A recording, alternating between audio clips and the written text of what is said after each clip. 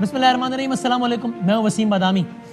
पाकिस्तान के वज़ीर-ए-आज़म जनाब इमरान खान साहब ने आज आवाम से गुफ्तगू की बज़रिया टेलीफोन। हालिया तारीख़ में पहली मरतबा हुआ है। इससे पहले नवाज शरीफ साहब भी ये काम कर चुके हैं 1999 में। पिछले 20 सालों में काम हुआ है। पहली मरतबा उसमें मुख्तलिफ़ चीज़ों पर बात हुई। पेट्रोल की बढ़ती हुई कीमतों पर भी उस पर बात हुई। वज़ीर-ए-आज़म साहब ने बताया, उनसे पूछा गया कि भाई ये सर ये महंगाई हो रही है। उन्होंने बताया भी कि महंगाई क्यों होती है और फिर उस पर ज़रा एक्सप्लेनेशन भी दी। पेट्रोल कितना महंगा हुआ है ये आप देख लें। हर 15 दिन बाद पेट्रोल की कीमतों को रिवाइज़ किया जाता है। इससे पहले पिछली हुकूमत में हर 30 दिन बाद ये काम होता था, अब हर 15 दिन बाद होता है। और पिछले मुसलसल जो 15 दिन के रिविजन हैं उसमें कीमतों का अपवर्ड रिविजन ही हुआ है, कीमतों में इजाफा ही हुआ है पिछले 3 दफ़ा में। यानी कि 45 दिनों में 3 मरतबा पेट्रोल बढ़ गया और पिछले 2 माह में 5 मरतबा पेट्रोल बढ़ गया। यानी कि 15 दिसंबर को पेट्रोल 100 रुपये का था, फिर उसके बाद बढ़ गया अगले 15 दिनों के लिए 3 रुपये, रफली आपको राउंड ऑफ करके बता रहे हैं। ये हो गया तकरीबन 104 का हो गया, 3 रुपीज़ 69 पैसे बढ़ गया। 1 जनवरी को मजीद 2 रुपये 30 पैसे बढ़ गया। अब 15 जनवरी को मजीद 3 रुपये 20 पैसे बढ़ गया।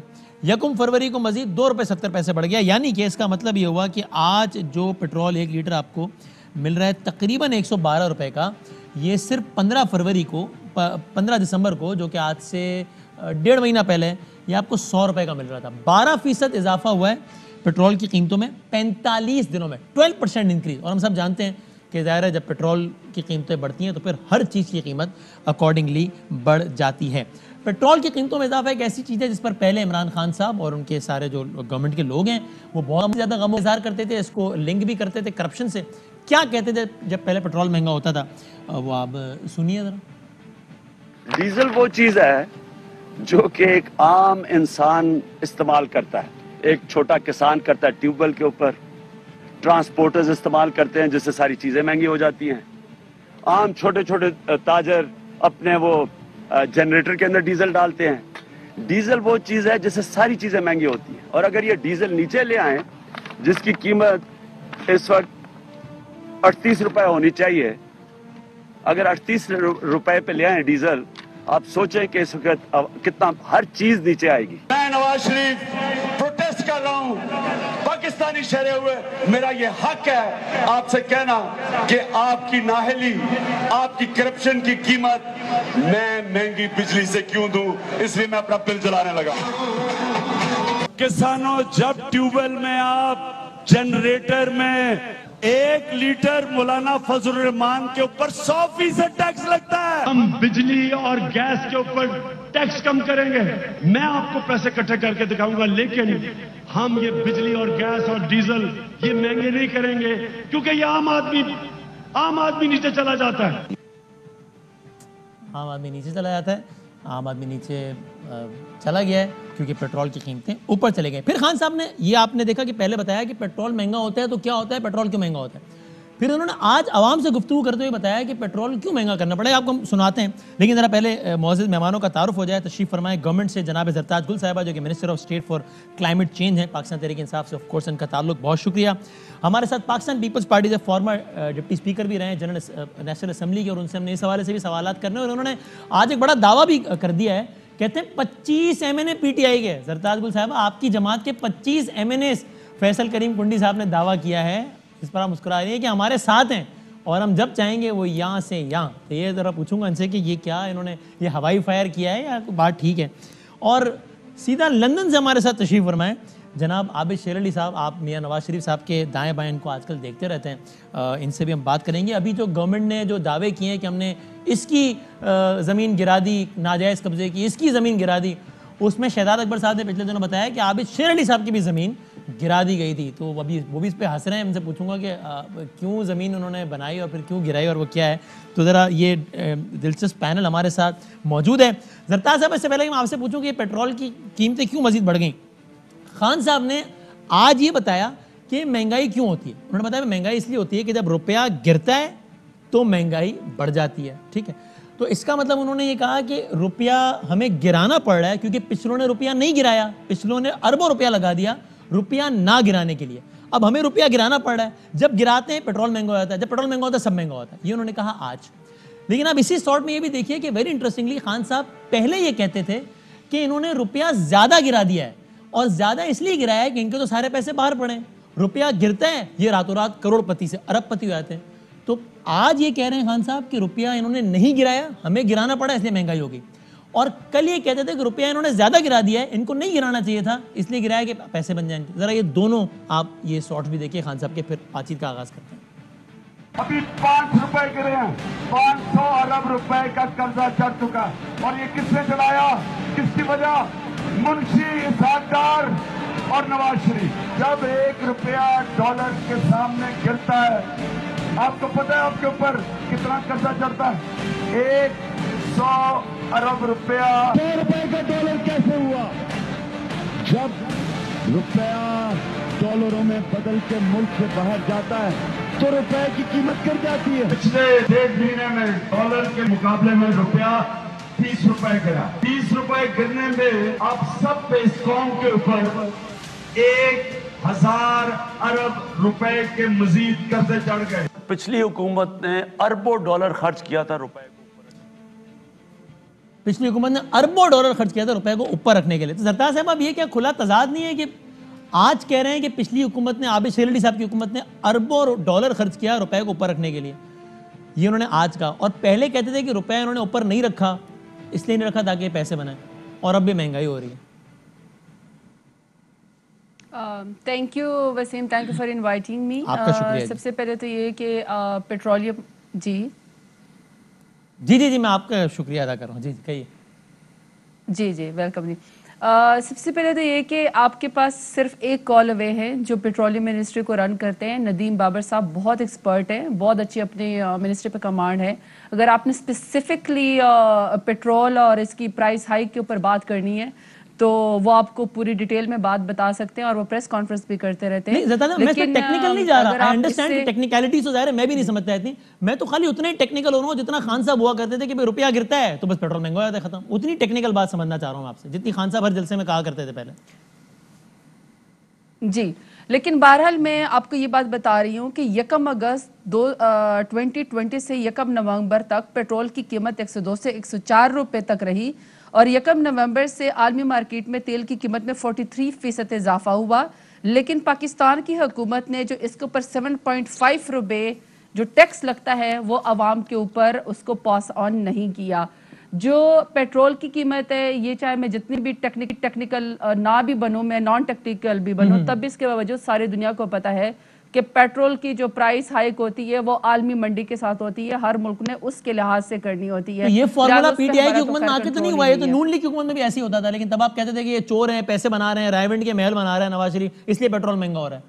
पाकिस्तानियों समझ जाना, पेट्रोल महंगा हो तो उसका मतलब है वजीर आजम चोर है, खान साहब ने कहा। अच्छा जी जी, अगर आप मुझे कंप्लीट करने दें, जी, अगर आप मुझे कंप्लीट करने दें, तो हमने 7.5 रुपीज़ जो है वो पास ऑन नहीं किया, बल्कि समरी तो बहुत ज़्यादा आती है। हम रेगुलेटर नहीं है, रेगुलेटर ही उसकी प्राइस बनाता है, बल्कि प्राइम मिनिस्टर इमरान खान की कोशिश होती है कि किसी तरीके से उसकी जो प्राइस अगर ज़्यादा होती है तो वो आवाम के ऊपर उसका बोझ ना डाला जाए। अच्छा। जहाँ तक उसकी बात है, देखिए सबसे बड़ा जो मैं समझती हूँ प्राइम मिनिस्टर इमरान खान का जो इनिशिएटिव है उसको हमें अप्रिशिएट करना चाहिए कि पाकिस्तान में सालाना 250 बिलियन का एक्सचेकर को लॉस होता है ईरानी स्मगलिंग, जो वहाँ से डीजल जो है, जो बलूचिस्तान से पेट्रोल बलूचिस्तान बॉर्डर से पूरे पाकिस्तान में जाता है। 250 बिलियन का सालाना लॉस होता है चोरी का। देखिए उसको एक तो एक्सचेकर को लॉस होता है, दूसरा वो टैक्स नेट के अंदर नहीं आते, तीसरा जो मेरी मिनिस्ट्री जिससे कंप्लाइंट करती है कि कितनी उसमें इन्वायरमेंट को उसका लॉस होता है, हमने उसके लिए 1100 के करीब जो है वो पेट्रोल पंप पूरे पाकिस्तान में बंद किए हैं, और हमारा ख्याल है कि 1600 के करीब बिल्कुल इलीगल है, जिसके ऊपर हमने क्रैक डाउन करना है। दूसरा जो है जब बलूचिस्तान में सेकंड फेज में आएगा, जब इंशाल्लाह बलूचिस्तान के अंदर जो है जब पीएसओ के और हमारे अपने जो कंपनी रजिस्टर्ड कंपनियां जब वो अपना ऑपरेशन वहां स्टार्ट कर देंगी, जब उनके पंप्स लगेंगे तो उसका फायदा होगा।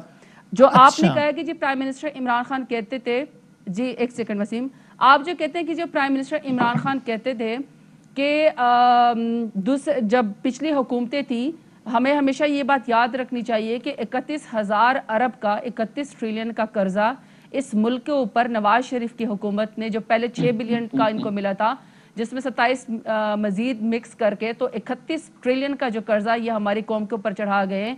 इन्होंने तरक्की की थी, बहुत अच्छी इन्होंने नेकी तरक्की की थी, इनको एक्सपर्टीज हासिल थी, लेकिन करप्शन करने में हासिल थी। पिछले 5 सालों में और जब भी नवाज शरीफ की हुकूमत रही है, कभी भी आवाम को कोई चीज रिलीफ पास ऑन नहीं किया गया। अब आप खुद अंदाजा लगा ले क्यों प्राइम मिनिस्टर इमरान खान ऐसा कहते हैं जी। जब भी कोई रसागीर पकड़ा जाता है, कभी जब भी कोई बदमाश पकड़ा जाता है, कभी मंशियात फरोश पकड़ा जाता है, डकैत पकड़ा जाता है, बेवाओं की और नादारों की, मस्कीनों की जमीनों के ऊपर कब्जा वाला पकड़ा जाता है, तो आप देखें कि उसको मरियम बाजी कहती है कि वो पीएमएलएन का सरमाया है। अब रसागीर कब्जा माफिया अगर पीएमएलएन का सरमाया हो जाए तो यकीनन उन्होंने तरक्की की है। ठीक है, आप शेर अली साहब, ये आपकी भी जमीनें गिराई हैं, वो कितनी गिराई हैं और क्या?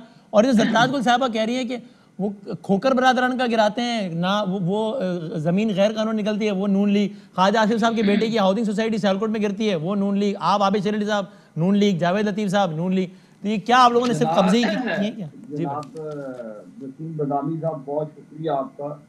जी, आपने बड़ी अच्छी बात शहजाद अकबर है। नहीं, अच्छा आप तनकीद करें, लेकिन ये बड़ा गैर मुनासिब लफ्ज है। आप तनकीद करें लेकिन अल्फाज के इस्तेमाल में हमें अच्छा प्रॉब्लम है। बीबी आप अपनी बारी में बोले। नहीं, बीबी नहीं बोल रही, मैं बोल रहा हूँ कि आप वो नहीं बोल रही। आप तनकीद करें, ये जुमला मैं हज़फ कर रहा हूँ और ये जुमला रिपीट नहीं होगा। आप तनकीद करें लेकिन अल्फाज का इस्तेमाल ठीक रहेगा। बिल्कुल ऐसे ही करूँगा। देखें, ये नजायज आप ये जुमला बोलेंगे तो मैं म्यूट करूंगा, क्योंकि ये गलत बात है। आप तनकीद करें लेकिन जुमलों का इस्तेमाल बेहतर। मैं आपके चैनल के जरिए जी उस नलायक वजीर को, जो भी इनका स्पोक्स पर्सन है, उसको क्या साबित कर दे। ऑन एयर कह रहा हूँ। अच्छा, आप जो सजा देंगे, मैं पूरी कौम के सामने ऑन एयर कह रहा हूँ, मेरे खानदान की, मेरे वालिद की, मेरे भाई की, मेरा एक भाई है माशाल्लाह मेरे से बड़े हैं, मेरे खानदान फैसलाबाद में कोई 1 इंच जमीन भी इन्होंने वागुजार कराई हो, आपकी ड्यूटियां मेरा सर। आप कह रहे हैं कोई ऐसी जमीन है ही नहीं आपकी जो गिराई गई, क्योंकि उन्होंने तो कहा है कि आपका नाम लेकर कहा है ना उन्होंने।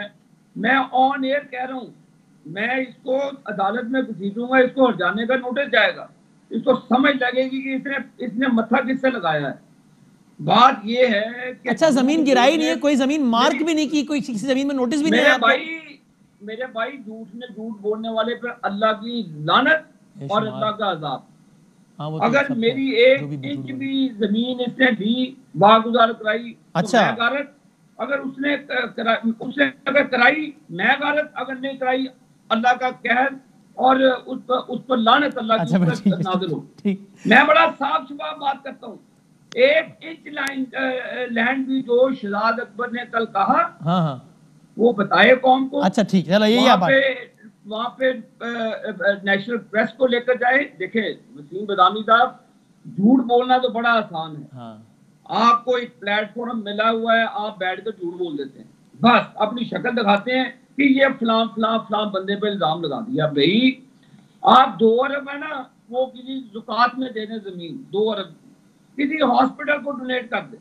बट चले, ये आपने बड़ी क्लियर बात कर दी और ये ठीक है, आपने चैलेंज कर दिया कि 1 इंच भी जमीन आपकी। मैंने कहा आबिद शेर अली का वो चेहरा गुनौना चेहरा, अगर वो कहता है कि 2 अरब की जमीन है, बट ठीक है, मैं सियासत को खैर बात कर। चलो बस, ये तो आपने बड़ी दो टो बात करते हैं। आप उनने कहा नोटिस भेजें, आप बिल्कुल उनको अदालत लेके जाएं। फिर अगर आप इतने कॉन्फिडेंट हो, अदालत लेके जाएं उनको। ठीक है, 1 रुपए की भी जमीन होना, ठीक है। वसीम बदामी साहब, पॉइंट आ गया, रोज़े क़यामत आपको जवाब दे। वो तो अल्लाह को जवाब आप देखें बात, लेकिन ठीक है, अब मैं ये पॉइंट आ गया आपका, मैं दोबारा आता हूं आपके पास। बिल्कुल मेरी क्रेडिबिलिटी पे चैलेंज किया नहीं, और अगर गलत इल्जाम लगे तो बिल्कुल ज्यादती है ये, और आपने बड़ी दो टोक बात कर दी। शहजाद अकबर साहब अगर जवाब देना चाहें तो इस पर जवाब दे भी सकते हैं। अगर शहजाद अकबर का भाई मुराद अकबर मियां मोहम्मद सुमरो के भाई के साथ लड़ता है, 3 अफसरों का तबादला करा के पिंडी पे वो कब्जा माफी है, तो वसीम बदामी साहब इसका हिसाब कौन देगा? अगर चोर अलीम खान हो, अगर चोर जहांगीर तरीन हो, अगर चोर खुसरो बख्तियार हो, अगर इनका चोर मोहल्लम जब्बे वाला हो, अगर इनका चोर BRT पिशावर वाला हो, वो हाजी कुदरतुल्लाह है सारे। बट ठीक है, वो आबिद भाई पॉइंट आ गया। मुझे कुंडी साहब के पास जाना था, आपके दोबारा तो ठीक है, आपका पॉइंट आ गया। अब फैसल करीम कुंडी साहब, आपने एक दावा जो किया है आज, पहले जरा आपने एक दावा किया है और एक मशवरा भी दिया है। दावा किया है कि 25 MNA साथ हैं, और मशवरा दिया है कि घबराना भी नहीं है, वरगलाना भी नहीं है, पता नहीं क्या क्या नहीं करना। पहले वो हम दावा सुनवाए थे, फिर आपसे इस पर बात करते हैं। सुनाए जरा क्या साहब ने। मैं आज आपके सामने दावा करता हूं कि हमारे साथ खुद चटान साहब मेरे साथ खड़े हैं। 25 महीने पीटीआई के हमारे साथ राब्ते में हम किसी की पार्टी तोड़ना नहीं चाहते, लेकिन अगर कभी वज़ीर-ए-आज़म साहब ने चैलेंज किया तो 25 महीने पीटीआई के आपके सामने रखेंगे। मैं वज़ीर-ए-आज़म साहब को सेनेट के हवाले से बस एक मशवरा देता हूँ कि सेनेट के इलेक्शन से जो पहले है उसमें घबराना नहीं है, अपोजिशन को जो है वो धमकाना नहीं है, किसी को वरगलाना नहीं है। फैसल भाई ये बड़ा दावा कर दिया आपने। आपके तो एमपीएस और आबिद शेर अली साहब के एमपीएस वो बुजदार साहब से मुलाकातें कर रहे हैं रोजाना।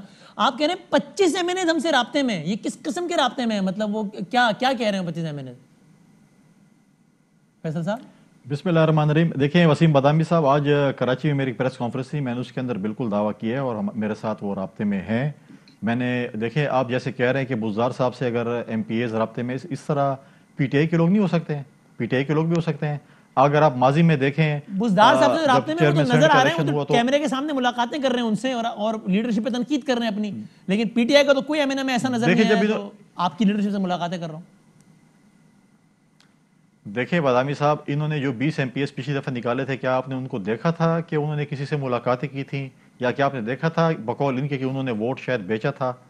बकौल इनके उन्होंने निकाल दिया था ना पार्टी से कि ये 20 लोग थे। तो ये चीज़ें देखें, उस वक्त भी तो कोई हमारी कोई हुकूमत नहीं थी या अपोजिशन की हुकूमत नहीं थी, उस वक्त भी सीएम जो था वो पीटीआई का था, लेकिन इनका दावा था कि हमारे 20 लोग जो हैं वो शायद बिके हैं। राब्तों को जरा डिफाइन कर दें फैसल साहब, क्या मतलब वो किस किस्म के राब्ते में, क्या मतलब? वो राब्ते में तो हर कोई एक दूसरे से होता है ना, जाहिर है कि वो बिल्कुल अपनी पार्टी से, देखें वो अपनी पार्टी से नाला हैं, उनके काम नहीं हो रहे, उनके इलाके के मसाइल हल नहीं हो रहे। वो जो आजकल जो जिस तरीके से आपने बात की, जो महंगाई और बेरोजगारी जिस तरीके से बढ़ रही है, क्योंकि वो पब्लिक के लोग हैं, वो उन लोगों में से नहीं है कि जो आए हुए हैं, जो एडवाइजर्स हैं, जो कि फॉरेन नेशनलिस्ट हैं, जो हुकूमत के बाद टिकट कटा के जो है वो बैरून मुल्क चले जाएंगे। लेकिन वो लोग जो कि हल्के की सियासत करते हैं, उन्होंने तो अवाम के पास जाना होता है। अब आबिद शर्मी साहब हैं या गवर्नमेंट का साथ छोड़ने को तैयार हैं, ऐसा तो नहीं है ना? जिस तरह नूर आलम खान साहब हैं, वो नाराज हैं, बिल्कुल पार्टी नहीं छोड़ रहे। ताहिर सादिक साहब नाराज है, पार्टी नहीं छोड़ रहे। तो अब अदम इत्तेफाक होना तो जमहूरी वसीम बदामी साहब, वसीम साहब, जब मैं तो ये नहीं कहता कि पार्टी हम इसके में ये बिलीव नहीं करते, हमारी पार्टी बिलीव इसमें नहीं है कि हम किसी की पार्टी को तोड़ें या फॉरवर्ड ब्लॉक बनाएं। लेकिन जैसे जिस तरीके से आपने कहा कि जी वो वज़ीर आला साहब से मिले हैं, अगर वो पंजाब में मिले हैं या केपी में मिले हैं कोई अपोजिशन के, तो देखें इस तरह हमारे साथ भी लोग मिलते हैं। लेकिन जब मैदान होगा, जब जंग होगा, तो फिर जंग और मोहब्बत में हर चीज़ जायज़ होती है। जब मैदान लगेगा तो फिर खिलाड़ी हाजिर हो जाएंगे, हम बता देंगे कि हमारे साथ कितने लोग हैं। तो लेकिन इसका मतलब सेनेट की जब जंग होने वाली है, इलेक्शन, उसमें हर चीज़ जायज़ है, जो जिसके बाद आ जाए, या फिर नहीं उसूली सियासत होनी चाहिए? जो जिस पार्टी के टिकट पे मुंतखब हुआ उसको उसी पार्टी के नामजद करदा रुकन को वोट देना चाहिए? बदामी साहब, अगर आप थोड़ा सा पीछे चले जाएं, जब हमारी हुकूमत थी, आपने देखा होगा जब उस वक्त सेनेट के इलेक्शन हुए थे, उस वक्त भी आप देखें कि तकरीबन बिला मुकाबला सेंटर्स मुंतखब हुए थे। जिन पार्टियों का जितना हिस्सा बनता था उसमें थोड़ा बहुत ऊपर नीचे, लेकिन बिला मुकाबला मुंतखब हुए थे। अब इन्होंने भी कहा था कि हम शफाफियत पे यकीन रखते हैं, पीटीआई ने कहा था। लेकिन आप देखें जिस तरीके से उन्होंने पिछले नो कॉन्फ्रेंस में 14 लोगों को जिस तरीके से खरीदो फरोख्त की, डराया, धमकाया, वरगलाया, तो फिर उसके बाद जिस तरीके से जश्न मना रहे थे, मिठाइयाँ तकसीम कर रहे थे, नाच रहे थे, और इस पे नाच रहे थे कि हमने लोग तोड़े थे। तो आज वही चीज़ जब इनके ऊपर आ रही है और इनको पता है कि हमारे एमपीएस मैंने हमसे खफा हैं और वो हमें शायद वोट ना करें, तो अब कहते हैं कि नहीं वो कानून लाया जाए जिसमें फैसल भाई, आप तो फिर मैं जरदार साहब जाऊंगा, आप तो इस खरीदो फरोख्त के खिलाफ है ना, चाहे आपके हक में हो चाहे आपके खिलाफ हो। तो आज अगर हमेशा के लिए ये लानत खत्म हो रही है सेनेट के इलेक्शन में खरीदो फरोख्त की और आईनी तरमीम हो रही है, तो आप साथ दें, क्या मसला है? फिर आप साथ क्यों नहीं दे रहे? देखें हमारे जो बॉडी है, हम या जो हमारा जो वो है पार्लियामेंट। देखिए ये इन्होंने आईनी तरमीम पार्लियामेंट में तो आ रही है, तो आप साथ देना उस आईनी तरमीम का, ताकि सेनेट में खरीदो फरोख्त का चक्कर ही खत्म हो। बदामी साहब, इन्होंने एक साल पहले प्रेस कॉन्फ्रेंस की, वज़राने गायब हो गए। अब ये चीज जब नजदीक आ गई, जो 5 करोड़ रुपए जो थे वो नाजायज थे, हराम थे पिछली हुकूमत में, आज वो 50 करोड़ हलाल हो गए हैं। ठीक है, अब मैंने इसको दे रहे हैं। आज इलेक्शन कमीशन सो रहा है, सेनेट का इलेक्शन आ रहा है, डेवलपमेंट फंड से मुतालिक बात अलग है, मैं सरदार साहब से पूछूंगा, लेकिन मैं आपसे पूछ रहा हूं कि आप क्यों सेनेट में एक्सचेकर के पैसों पे रिश्वत दी जा रही है? तो आप उसमें साथ देना। हम नहीं करेंगे। तो चार्टर ऑफ डेमोक्रेसी में लिखा है, कुंडी साहब मैं पढ़ देता हूं, आप बताइए। चार्टर ऑफ डेमोक्रेसी में लिखा है, जिसको आप कहते हैं आईन पाकिस्तान के बाद सबसे मुकद्दस दस्तावेज है ये। उसमें लिखा है to prevent corruption floor crossing all votes for the senate and indirect seats will be by open identifiable ballot. आपके चार्टर ऑफ डेमोक्रेसी में लिखा है, वही बात इमरान खान आज कर रहे हैं। जबरदस्त हो जाएगा, साथ दें इस आईनी तरमीम में, क्या मसला है? पहली बात तो है कि चार्टर ऑफ डेमोक्रेसी दो जमातों के दरमियान में, जिसके हमेशा ये लोग मजाक उड़ाते हैं, हंसते हैं। और अब जो है, अगर इमरान खान साहब इतने सीरियस थे, पीटीआई के हमारे दोस्त इतने सीरियस थे, तो इसको पहले से 2-4 महीने पहले इसको टेकअप करते। आज जब सब कुछ आ गई है, नॉमिनेशन पेपर जमा होने वाले हैं, आज इनको ये ख्याल आ गया है कि हमें ये चीज़ करनी है। हम अभी भी कहते हैं, हम कहते हैं कि फ्लोर क्रॉसिंग नहीं होनी चाहिए। इसके साथ साथ ये तरमीम क्यों नहीं करते कि जिन लोगों ने पार्टियां बदली हैं उनको भी हम 5-5 साल के लिए डिस्क्वालीफाई कर दें। आज इनको जो डिफेंड करने वाले हैं, इनके जो फ्रंट लाइन रनर्स हैं, वो तो वही लोग हैं जो कि फ्लोर क्रॉसिंग करके इनके पास गए हैं। ये जो आज जो इनके जो मेजॉरिटी के साथ इलेक्शन सर पर है ना, और ओपन बैलेट की तजवीज गवर्नमेंट की तरफ से। आप जरा एक लम्हे को सुनिए कि खुद आसिफ जरदारी साहब ने कहा था कि जब अल्लाह ने हमें ताकत दी तो हम ये काम कर गुजरेंगे। जरदारी साहब ने इसमें क्या कहा, जरा वो आप सुनिए। पर अच्छा तरह सकते हैं, लेकिन चलो फिर आपके दोबारा आऊंगा। अब जरताज गुल साहब इसमें बता दें कि ऑपोजिशन, ये गवर्नमेंट जो है, अगर इसमें वाकई संजीदा है तो फिर जो तरीक़ाकार होता है कि गवर्नमेंट की कमेटी बनती है, वो अपोजिशन के पास जाती है, उनको आईनी तरमीम में मनाती है। ये काम करेगी गवर्नमेंट, या सिर्फ टेलीविजन पर ही अनाउंसमेंट करेगी, तो सियासत करेगी कि भाई हम आईनी तरमीम कर रहे हैं, आपने साथ देना है तो दें, नहीं करना है तो आप एक्सपोज हो जाएंगे, बस जाएं?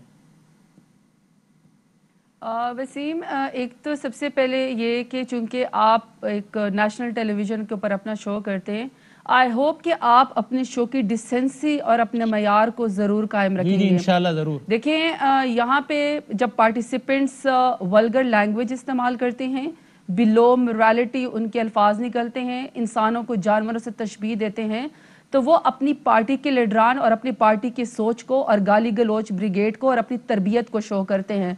तो बेहतर तो ये है कि अंडर प्रेशर आके, क्योंकि मुझे पता है कि इनकी चीखें निकली हुई हैं, और खोकर पैलेस पे जब हाथ डाला है, हमें पता है कि वो किस बाजी को जो है वो 50-50 लाख के बैग दिया करती थी। वो रायमंड महल के जो है वो ATM कार्ड थे, उनका किचन चलाया करते थे। और मैंने पहले भी कहा है कि कब्जा माफिया, रसागीर, बदमाश, मंशात फरमोश जितने भी रहे, उनको मरियम बाजी PMLN का सरमाया कहती हैं। उनका सबका जो रिश्ता है वो रायमंड महल से निकलता है। तो जब आप इतने अंडर प्रेशर होते हैं तो वो आपको वैसे मुबारक हो कि उन्होंने वसीम बदामी को जरताज गुल समझ लिया, मैंने इंटरप्ट नहीं किया। तो सबसे पहले तो ये कि जब आप के पास स्टेटिस्टिक्स खत्म हो जाती है, जब आपके पास आर्ग्यूमेंट्स खत्म हो जाते हैं, जब आपकी चोरी निकलती है, जब आपको NRO नहीं मिलता, जब आपके लीडरान जो है वो हर दफा NRO लेके या फिर बीमारी का बहाना बना के लंदन जो है वो जब वो सियासी भगोड़े बन जाते हैं और या अवाम को जो है वो छोड़ देते हैं, अपने कारकुन बेचारे रोते पिटते हैं, तो वो इस तरह के गलत अल्फाज इसीलिए उनको टोका गया और वो अल्फाज रिपीट नहीं होंगे इंशाल्लाह। और वो वैसे मेरा खैर ऑनर भी नहीं करेंगे। ये बदामी साहब, इस तरह मैं भी जरा तरमीम बांधूंगा, जरा तहम्मुल से। मैं आपके पास आ रहा हूं, आप तफसील अपनी बात कीजिएगा। हम डिसेंसी वायलेट नहीं करेंगे, बाकी बिल्कुल आप बात कीजिएगा। नहीं, ये डिसेंसी बहुत वायलेट की इन्होंने। ये आपने भी मेरी बात तहम्मुल से देखिए, फिर वही हो रहा है, बारी मेरी, वो अपनी बारी का इंतजार करेंगे। अगली बार ठीक है, मैं इनकी निकलवा के भेजूंगा, यहाँ से फिक्र ना करें। नहीं बाबा, नहीं, हम अपने अपना पॉइंट ऑफ व्यू पे सब कायम रहे, लेकिन डिसेंसी के साथ। जरताज साहब, इसका मुझे सवाल का जवाब दीजिएगा, बताइएगा कि क्या गवर्नमेंट बाकायदा जाएगी? दूसरा वसीम, मेरी बात सुने। नहीं Wasim, it's not going to work. लोग देख रहे हैं। देखिए, सबसे पहली बात तो ये कि अगर आपने मुझसे सवाल करना है ना, या किसी ने सवाल करना है, तो आप यहाँ पे चेयर बैठे हुए हैं, किसी शख्स को, बदमाशिया को, करप्ट बंदे को, उसके भगोड़े लीडरान के स्पोक्स पर्सन को जुर्रत नहीं होनी चाहिए कि मुझसे बात करें। मैं मरियम बाजी नहीं हूँ कि मेरी लंदन तो क्या पाकिस्तान में कोई प्रॉपर्टी नहीं है। इस तरीके से नहीं एड्रेस करेगा हर इंडिविजुअल गेस्ट को। आप इसे क्रॉस टॉक नहीं होगी आवेद भाई, ये गलत बात कर रही है। आवेद भाई, आप अपने आप पे जवाब, ये भाई अपने वक्त पे आप अपनी बात कर लीजिएगा। मैं बिल्कुल बात नहीं सुनूंगा। आप मुझे टोकते हैं, वो भगोड़ा लगी। आपने भी तो शुरू वहां से किया ना, जानवरों के नाम से आपने बात शुरू की। पहला जुमला अपने शो का एक जानवर का नाम ले लिया, तो मैं आपको क्या टोकूंगा ही ना, मैं तो उसमें जाहिर है। उसको टोके आप। Let's agree to disagree and let's agree to be decent. ठीक है, सही है। आप इनके बात सुन लें, फिर आपकी बात सुनेंगे। अब आप कंप्लीट कर लें ज्यादा क्विकली, फिर मैं जी। तो वसीम, अब मैं शुरू कर रही हूँ राना मशहूद से, जो वजीर तालीम है। यूथ फेस्टिवल में उसने इतराफ किया कि उसने रकम लूटी। मैं मोहसिन शाहनवाज रांझा से शुरू करती हूँ, जिसने सरगोदा में 2000 किनाल पर बाग लगाया जो कि गवर्नमेंट की जमीन पर उन्होंने कब्जा किया। तहमीना दुल्ताना साहिबा जिन्होंने 40 एकड़ से ज्यादा महकमा आपाशी की जमीन पर आबिद शेर साहब पे भी लगाया, वो आपने सुना दावा कर रहे हैं कि मेरी एक ही साबित कर जी, मैं लेट मी कंप्लीट जी। दानियाल अजीज साहब की 2400 किनाल सरकारी जमीन पर कब्जा, चौधरी तनवीर का इसी तरह सियाला डिस्ट्रिक्ट में 27 किनाल पर कब्जा, ये आबिद शेर अली साहब ने भी सरकारी जमीन पर कब्जे किए हैं। इसी तरीके से ख्वाजा आसिफ ने इन्होंने कहां कब्जा किया, इसकी जरा डिटेल्स ही बता दें, क्योंकि वो तो हल्फिया कह रहे हैं और बड़ी बड़ी बातें कसम खा के कह रहे हैं, एक इन साबित कह रहे हैं, मैं अदालत लेके जाऊंगा। आबिद शेर अली साहब ने कौन सी सरकारी जमीन मैं हल्फिया आपको बता रही हूं, आप भी हल्फिया जी एक सेकंड डिटेल्स बता दें इसकी। कुरान रख ले इधर, ये बीबी भी कुरान पे हाथ रख ले, मैं भी एक सेकंड चलें वो अब कुरान पाक अल्लाह की लानत हो जानी उस शख्स के जो झूठ बोलेगा, इसको दे कुरान पाक। आप चलें वो अब मैं इतनी मुकद्दस किताब को नहीं लाता, इन्होंने हल्फिया कहा है, बदामी साहब आपने हल्फिया कहा है, सरदार साहब लानत होगी जो झूठ बोल रहा है। चलें वो तो जो भी झूठ बोलेगा उसकी हो ही जाएगी, हम उसकी डिटेल ये मेरा मैं अल्लाह चैलेंज करता हूँ क्योंकि मेरी जात पे ये इल्जाम है। तो ये 2 अरब की जमीन कह रही है, मैं बीबी वसीम मगर मुझे बात कंप्लीट करने दें, दे दूंगा ये। ठीक है जी, बताएं जरा क्विकली, अब जरा कंप्लीट कीजिए। आप can you provide us with the details जो आबिद शेर अली साहब की जमीन क्या कह रही हैं? जी बताइए प्लीज। अच्छा, अब वसीम हम जो बात आपको बता रहे हैं कि पीएमएलएन ने किस तरह कब्जा किया है ओवरसीज पाकिस्तानों के प्लाटों पे, किस तरीके से बेवाओं की जमीनों पे कब्जे किए, किस तरीके से यतीमों की जमीनों पे कब्जे किए, हमारे पास रजिस्ट्री ब्रांच की तमाम सबूत है। अब आप कह रहे हैं कि जिसको साबित करें, तो ये पता नहीं किस किस को लानते भेज रहे हैं। वैसे तो मैं बताऊं, करप्शन करने वालों के मुंह वैसे ही काले होते हैं, वो इसी तरह ही चीख रहे होते हैं। लेकिन वसीम आपको एक बात बताना चाहता हूँ, ये इस वक्त अपनी लोकेशन बताएं कि ये इस वक्त कहाँ पे, क्या ये पाकिस्तान आ रहे हैं? वसीम प्लीज इनको चुप कराएं और मुझे सिर्फ अपना आर्गुमेंट कंप्लीट करने दें। भाई चले, अब मैं ठीक है, बड़ी तफसीली बात होगी। अब सरताज साहब, अगर आपके पास इस वक्त डिटेल नहीं है तो आप बेशक हमें बाद में दे दीजिएगा या आप कल आ जाइएगा और दोबारा बता दीजिएगा प्रिसाइसली आप कौन सी, आपने पूरी लिस्ट बताई कि इन लोगों ने नाजायज कब्जे किए हैं, उनमें से एक हमारे पार्टिसिपेंट हैं वो कसम खा चुके हैं। वसीम मेरा आखिरी पॉइंट है, नहीं किया। मैं आपसे कह रहा हूं आप डिटेल्स बता दें, अगर इस वक्त हैं तो बता दें, चाहे तो ब्रेक के बाद बता दें, चाहे तो कल आकर बता दें। नहीं वसीम ब्रेक नहीं होगी, ब्रेक तो होगी ना, प्रेम खत्म, 10 दिन का टाइम देता हूं। आप हमारी तनख्वाहों के पीछे, तो आप अभी बता ये चीख रहा है, ये बाहर से चीख रहा है, इसे बताइए पाकिस्तान कब आएगा, इसका भगोड़ा नवाज शरीफ पाकिस्तान कब आएगा, इसे पूछें।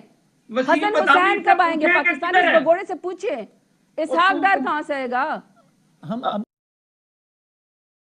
अभी हम क्या स्पेसिफिक 4.5 करोड़ रुपए की चोरी, चलो मैं ब्रेक के बाद एनआरओ लिया उसने। ये आपने दोनों ने अपनी बात कर ली, अगर वो डिटेल आप बताना चाहें मैं आपसे शुरू करूंगा ब्रेक के बाद। आप शेर अली साहब, मैं ब्रेक के बाद निकल रही है, दुम पे पाऊं आया हुआ है, पता नहीं किस तरीके से गलत अल्फाज इस्तेमाल कर रहे हैं। ब्रेक के वापस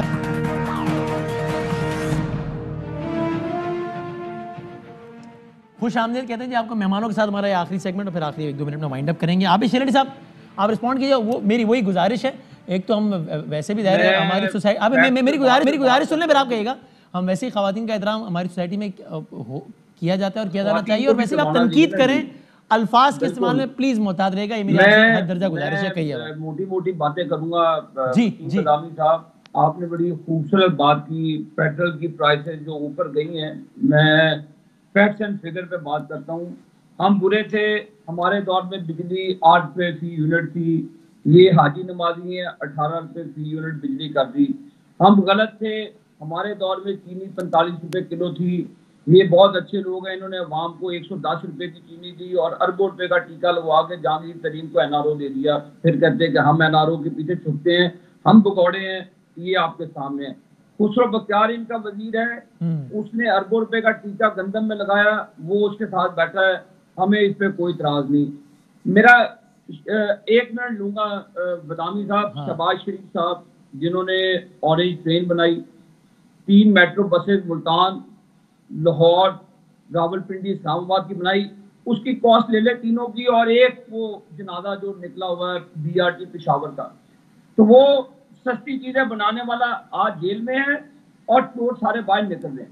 नदीम बाबर का जिक्र किया गया, उसकी नाहली नलायकी से, क्योंकि कॉन्फ्लिक्ट ऑफ इंटरेस्ट है, उसका खुद अपना पावर प्लांट है जो फर्नेस ऑयल पे चलता है। LNG को जानबूझ के डिले किया गया, जिसको पाकिस्तान का 200 अरब रुपए का टीका लगा। हम बुरे थे, हमारे दौर में LNG सस्ती थी, हमारे दौर में बिजली सस्ती थी। हम बुरे थे, हमारे दौर में 12,000 मेगावाट की बिजली लगी।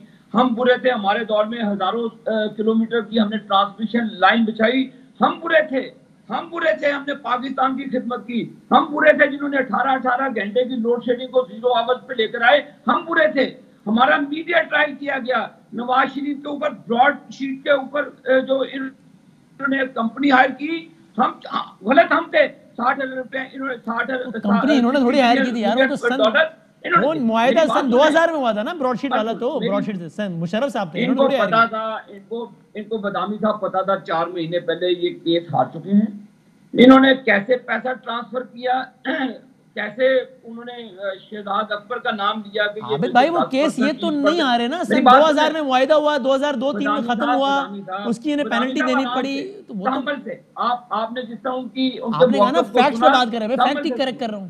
फैक्ट ये देखे, किसने कहा कि कमीशन लेनी है? मेरे पे इल्जाम लगा कमीशन का। आप बताएं कि किसका नाम लिया? शहजाद अकबर का नाम लिया? नहीं, नाम नहीं लिया, नाम नहीं लिया। उन्होंने कहा इस हुकूमत में से किसी ने नाम नहीं लिया ना, उसने वैसे क्या शहजाद अकबर का उसने नाम लिया। मेरी कावे मुसावी ने कमीशन मांगने वाले वाला शहजाद अकबर का नाम नहीं लिया। पप्पू भाई, ओ मेरे सोने भाई, सुन लो, सुन ले। आप 2.5-3 साल ये ले ले और कंटेनर का अच्छा ले। मेरा वसीम बदामी साहब आपसे मोदबाना गुजारिश है। जी जी। FIA इनकी, ठीक, पंजाब गवर्नमेंट इनकी, ठीक है, चलें, फेडरल गवर्नमेंट इनकी, एजेंसी इनके ताबे। अब इल्जाम लगाना छोड़, इल्जामात की बेस पर हमसे बात ना करें। इसका मैं नाए कौम को आखिर में जवाब दूंगा ये किया है, फैसल साहब, मुझे फड़का दे, मुझे सूली पे चढ़ा दे, मुझे मंजूर है, लेकिन पाकिस्तान की अवाम को 8 रुपए फी यूनिट बिजली दे दो।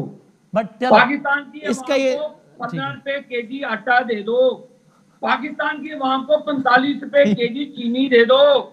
पाकिस्तान की अवाम को सस्ती अद्वियात दे दो। ओ खुदा के वास्ते दे दो। चलो मुझे मौका दे दो। मैं सरताज साहब से पूछूंगा। वसीम बदामी साहब, ठीक है भाई, रोना लगे हुए हैं। चलो ठीक है वास्ते, ये पाकिस्तान के गरीब लोगों को सांस लेने दो, उनको चलो भाई सांस दे दो। ठीक है भाई। फैसल भाई पहले आप मुझे बता दें, फिर सरताज साहब जवाब दे देंगे आबिद भाई के। आपने जो गुजरा को अरबों रुपए के टीके लगवा के बाहर भेजा ना, उनकी जेबों से पैसे। अच्छा, एक और बात, बनी गाला का घर रेगुलराइज हो जाए, सत्ते ख्याल वो नक्शे में कहीं नहीं था, बाकी सारे घर। चलो ठीक है, अदालत ने किया ना वो रेगुलराइज, इन्होंने थोड़ी किया। ठीक है, चले पॉइंट आ गया आबिद भाई, ठीक है, मैं पॉइंट आ गया बस। चलो ठीक है, अब फैसल करीम कुंडी साहब, ये सारी बातें आप, आई एम श्योर आबिद शेर अली साहब को और आपकी पार्टी का मौके पे इश्यूज पर तो एक ही है, आप भी से एग्री करते होंगे। लेकिन 31 जनवरी गुजर गई, आज तारीख है 11:44, 1 फरवरी 2021। ये 31 जनवरी तक तो आप इनको घर भेज देने वाले थे। हुन तुसी की करोगे फैसल भाई? ये तो नहीं गए इस्तीफा देके ना, आपने इस्तीफे दिए ना इन्होंने इस्तीफे दिए। एक डेडलाइन दी, हमने डेडलाइन दी थी वज़ीर आज़म को रिजाइन के लिए, उन्होंने रिजाइन नहीं किया। अगला अमल हमने आज प्रेस कॉन्फ्रेंस में भी कहा था कि 4 अप्रैल को हमारी जो PDM की लीडरशिप की है उनकी मीटिंग होनी है, उसमें डिसाइड करना है कि हमने लॉन्ग मार्च करना है, धरना देना है, जेल बरोतरी करनी है, अदम एतमाद करना है, इस्तीफे देने हैं। PDM की लीडरशिप के मुतफिका जो फैसला होगा PDM की मीटिंग में 4 को इंशाल्लाह आपकी पार्टी तो खुल के कह चुकी है ना कि अदम एतमाद पे बिलीव करते हैं, तो आपके पास उतने नंबर्स हैं कि अदम एतमाद हो जाए इनके खिलाफ? देखिए हमारी तजवीज़ है, हमारी PDM की जब चार्टर वो हुआ था उसमें कहा था कि हम पार्लियामेंट के अंदर और पार्लियामेंट के बाहर दोनों महाज पे लड़ेंगे। ये हमारी तजवीज़ है कि हम अदम एतमाद की तहरीक जो है वो एक तजवीज़ है, बाकी लीडरान की भी तजवीज़ें हैं, प्रैक्टिकल है ये तजवीज़। लेकिन मैं एक चीज़ जरताज गुल साहबा के जी कहिए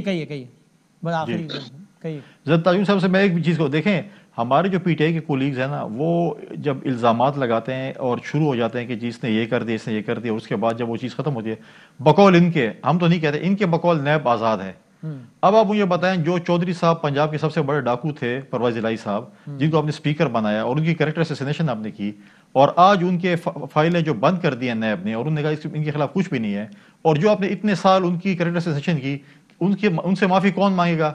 इमरान खान साहब मांगेंगे, PTI के लोग मांगेंगे, क्योंकि बकौल इनके नैब आज़ाद है, नैब ने कहा इनके खिलाफ कुछ भी नहीं, बंद हो गई। लेकिन ये जो डाकू का लकब देना और बाकी कैरेक्टर एसोसिएशन करना, आज वो किधर चला गया? आज ये साबित हुआ कि जी उनके खिलाफ कोई चीज़ नहीं है, या फिर आपने उनको नारो दे दी है। आज भी आप देखें ना कि उनके साथ MPs कितने हैं और आपने उनको एक सेंट की सीट दे दी है।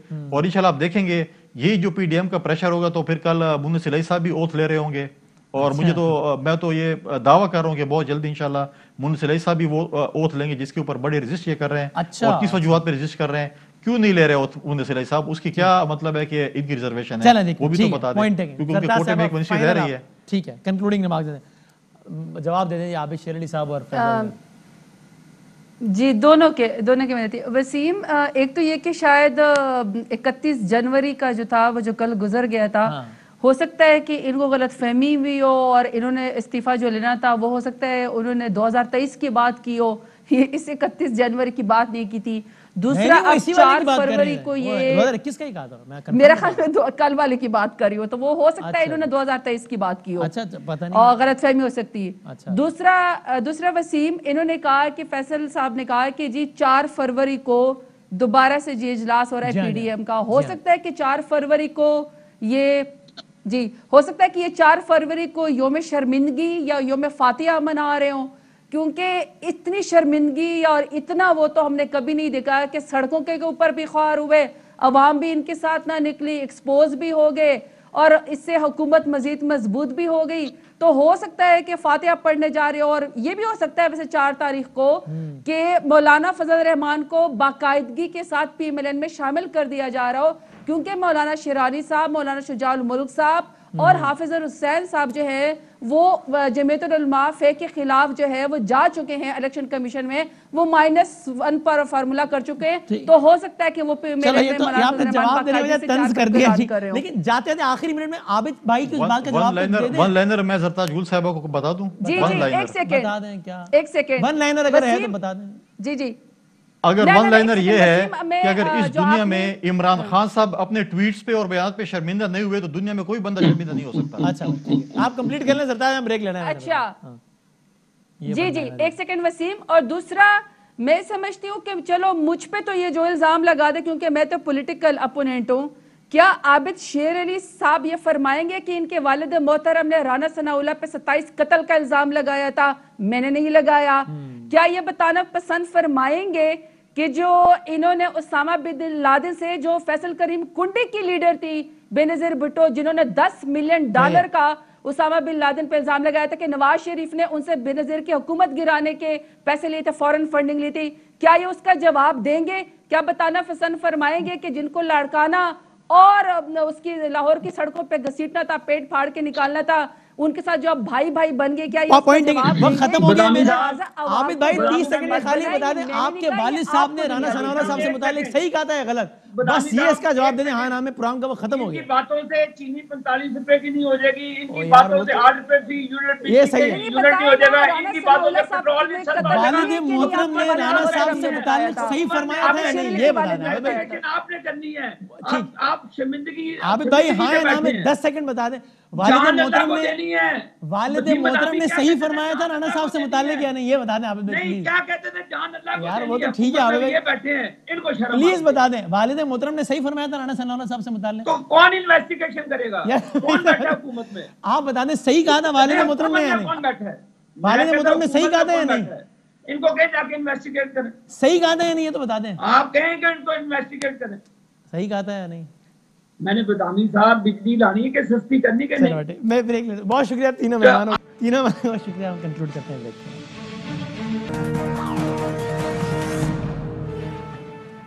आखिर में जाते जाते ये इस्तिदा भी है, तज्जिया भी है, ख्वाहिश भी है और दुआ भी है कि हम ये सारी टेक्निकल टर्म्स आवाम को समझाते रहें। वो बात अपनी जगह है कि करंट अकाउंट सरप्लस में चला गया, डॉलर इतने आ रहे हैं, डॉलर इतने जा रहे हैं, गैप इतना था, सरप्लस इतना है, डेफिसिट इतना है, इतना बढ़ गया, इतना कम हो गया, रेमिटेंसेस बढ़ गए हैं, सब कुछ। आवाम के लिए मसला ये है कि आलू कितने का है, बिजली कितने की है, चीनी कितने की है, गैस कितने की है, इन चीज़ों पर काबू पाएँ। Technicalities. Fly with PIA and save gold. Register now. Scan QR code and register yourself to get gold and loyalty benefits. Powered by ARY Sahulat Wallet.